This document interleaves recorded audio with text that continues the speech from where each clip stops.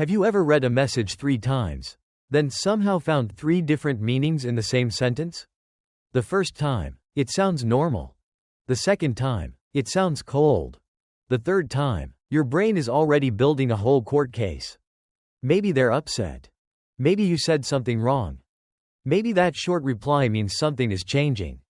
And the strange part is, nothing has actually happened yet. Your chest gets a little tight.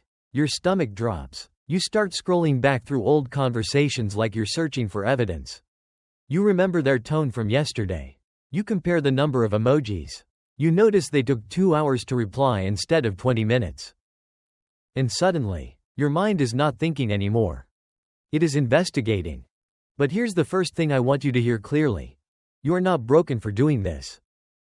You are not weak. You are not too much. You are not simply bad at relaxing. A lot of overthinking is not really about thinking. It is about trying to feel safe before life gives you enough proof that you are safe. So stay with this, because once you understand what your mind is actually trying to do, you may stop treating it like an enemy. You may realize it has been working overtime for years, trying to protect you in the only way it learned how. This is the hidden psychology behind overthinking everything. Not just why you replay conversations. Not just why you struggle to make simple decisions. But why your brain keeps reaching for certainty, even in situations where certainty does not exist. And later, this connects to something even more specific. That moment when everything looks fine on the outside. But your mind quietly prepares for the worst anyway. That pattern is not random. It has a logic. But first, let's gently pull apart what is happening underneath the loop. Let's break this down like a system, not a personal flaw. Number 1. Overthinking often begins as emotional threat detection. It looks like this. Someone changes their tone. A plan shifts. A person becomes quiet. And your brain immediately starts scanning. What did I do? Are they mad? Is something about to go wrong? Here's what most people miss. Your brain is not only responding to the situation. It is responding to what the situation reminds it of. If you grew up around unpredictable moods, sudden criticism, emotional distance, or situations where you had to read the room carefully, your mind may have learned that small signals matter. A quiet voice was not just a quiet voice. A slammed door was not just a sound. A pause was not just a pause. It was information. So now, as an adult, your nervous system may treat tiny changes like early warning signs. That is called hypervigilance, a heightened state of scanning for danger. The cost is that your mind starts confusing possible with probable. Yes, it is possible someone is upset. But your brain treats it as likely, urgent, and personal. Wait, here's the strange part. Overthinking can make you feel responsible for things you do not control. The switch is not to say, stop caring. The switch is to ask, am I noticing a real pattern? Or am I reacting to an old alarm? That one question creates space. And space is where overthinking begins to lose power. Number 2. Overthinking is often an attempt to control uncertainty. It looks like lying awake at night replaying the same decision. Should I have said yes? Should I have waited? Should I send another message? What if I choose the wrong thing? Your mind believes that if it thinks long enough, it can prevent regret. It treats thinking like a shield. But the wild part is, overthinking usually does not give you more control. It gives you the feeling of control. There is a difference. Your brain hates uncertainty because uncertainty feels open-ended. And open-ended situations create emotional discomfort. So the mind tries to close the loop.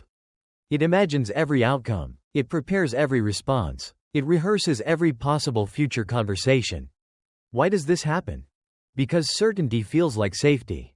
If you can predict what will happen, maybe you can protect yourself from being embarrassed, rejected, disappointed, or caught off guard.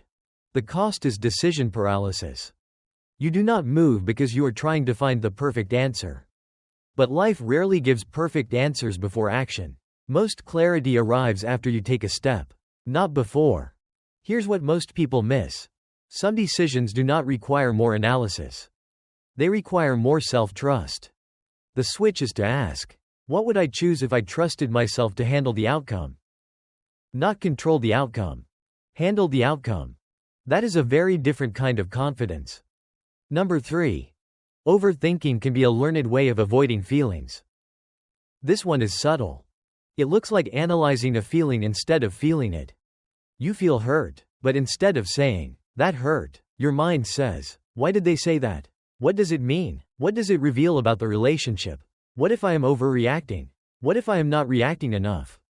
Now you are not inside the emotion anymore. You are above it, studying it.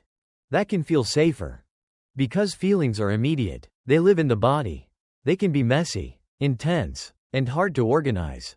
Thoughts feel cleaner. Thoughts have words. Thoughts create the illusion that you are doing something productive. But it gets weirder. Sometimes overthinking is not too much feeling. It is a way of staying away from feeling. If you learned early that your emotions were inconvenient, ignored, mocked, or too risky to show, your mind may have developed a strategy. Do not feel it yet. Explain it first. The cost is emotional exhaustion. You keep mentally circling the issue, but the feeling underneath never gets processed, so it keeps coming back in a new form. The switch is tiny. Name the feeling before solving the problem. I feel embarrassed. I feel uncertain. I feel left out. I feel scared of being misunderstood. You do not need to dramatize it. You do not need to judge it. Just name it.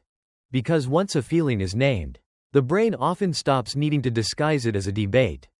And this is where the next video will connect deeply, because when a feeling is uncomfortable, the mind often does not just analyze it, it may jump straight to the darkest explanation, even when the facts are still neutral. Number 4. Overthinking is sometimes perfectionism in disguise. It looks like rewriting the same message 10 times. Checking your work again and again. Replaying a conversation because one sentence came out awkwardly. Feeling like a small mistake says something huge about who you are. The surface thought is, I just want to do this right.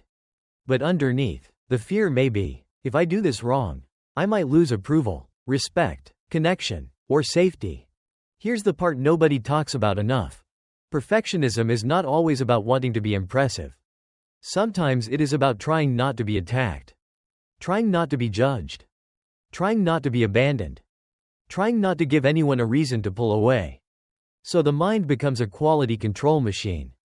It checks your tone, your facial expression, your timing, your performance, your choices. And for a while, this can look like a superpower. You may be thoughtful, detail-oriented, empathic, prepared, careful with words, good at noticing what others miss. That is the reframe. The same sensitivity that fuels overthinking can also make you deeply perceptive. But a strength becomes painful when it never gets to rest. The cost is that your life becomes a constant audition. Instead of experiencing moments, you monitor yourself inside them. The switch is to practice good enough on purpose. Send the message without making it perfect. Make the decision without asking 5 people. Let one awkward sentence remain awkward.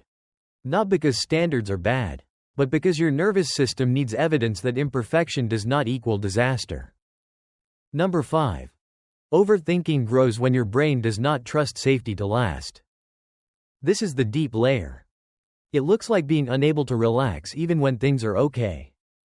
A good day happens, and instead of enjoying it, part of you wonders, how long will this last?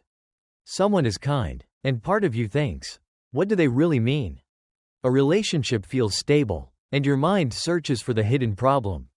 This is where overthinking becomes less about the present moment and more about anticipation. If life has taught you that peace can disappear suddenly, then peace itself can feel suspicious. And here is the strange part. Calm can feel unfamiliar to a nervous system that is used to chaos. So when nothing is wrong, the brain may start looking for something wrong, not because it wants pain, but because unpredictability once felt dangerous. The cost is that you cannot fully receive good things. You are present physically, but mentally you are bracing. You are loved, but checking for signs of rejection. You are safe, but preparing for impact. You are doing well, but waiting for the catch. The switch is not forced positivity. It is gentle reality testing. Ask, what facts do I have right now? Not, what could happen? Not, what happened before? But what is actually here? Right now, they replied. Right now, there is no conflict. Right now, I made a reasonable choice. Right now, I am allowed to breathe. That phrase, right now, is powerful because overthinking pulls you into imagined futures and edited pasts. Right now brings you back to the room you are actually in. And around the 7 to 9 minute mark of this whole pattern, there is one question that becomes impossible to ignore. Why does the mind so often choose the worst case story first? That is the doorway into the next episode. Because assuming the worst is not just negativity. It is often the brain's attempt to avoid being emotionally surprised. But for now, remember this. Your overthinking is not proof that you are irrational. It is proof that your mind has learned to work very hard for safety. The goal is not to shame it into silence. The goal is to teach it a new job. Not detective. Not alarm system. Not courtroom lawyer. Maybe something softer. A guide. A witness. A steady voice that can say, we can notice this without spiraling. Imagine someone named Maya. It is 10:47 at night. She sends a message to a friend. Hey, are we still good for tomorrow? Usually, her friend replies fast. Tonight, nothing. At first, Maya puts the phone down. She tells herself, they're probably busy. But 2 minutes later, she checks again. No reply. Then the mind starts. Maybe I sounded needy. Maybe they do not want to hang out. Maybe I missed something. Maybe they have been distant all week and I ignored it. She opens the chat, reads the last few messages, notices a short, haha, from earlier. That, haha, suddenly feels suspicious. Here's what most people miss. Maya is not only reacting to a delayed reply. She is reacting to the meaning her brain attaches to silence. Silence equals danger. Delay equals rejection. Uncertainty equals prepare. So she drafts another message. Deletes it. Drafts a joke. Deletes it. Thinks about apologizing, but she does not know what she would be apologizing for. Then something small changes. She puts her hand on her chest and says, this is the alarm, not the answer. That sentence does not magically erase the discomfort, but it separates the feeling from the story.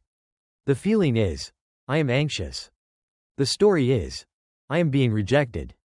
Those are not the same thing. So she asks, what facts do I have right now? Fact, I sent a normal message.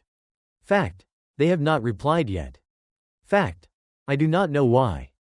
Fact, I can wait before reacting. 20 minutes later, the reply comes. Yes. Sorry, I fell asleep. Nothing dramatic, nothing hidden, nothing broken. But even if the reply had been different, Maya still practiced something important. She did not let the first fear become the final truth. And that is the skill. Not never overthinking. Not never feeling anxious. But learning to pause before obeying the spiral. So here is the reframe. Your overthinking may have started as protection. It may have helped you notice details, avoid conflict, prepare carefully, and understand people deeply. But protection that never turns off becomes a prison. So the tiny action is this. The next time your mind spirals, write 2 lines. Line 1. The story my brain is telling me is. Line 2. The facts I actually have are. That is it. You are not arguing with your brain. You are organizing it. And when something feels emotionally intense or hard to manage alone, reaching out to a trusted person or professional support can be a strong, healthy step. You do not have to untangle every loop by yourself. For the next 24 hours, catch one spiral and separate the story from the facts. Comment one word. Story, or facts. Which one usually takes over for you? And if this kind of clarity helps, you'll like what we do here. Subscribe so you don't miss the next one. Because it connects directly to this. Why you assume the worst. Even when things are fine. I'll meet you in the next one.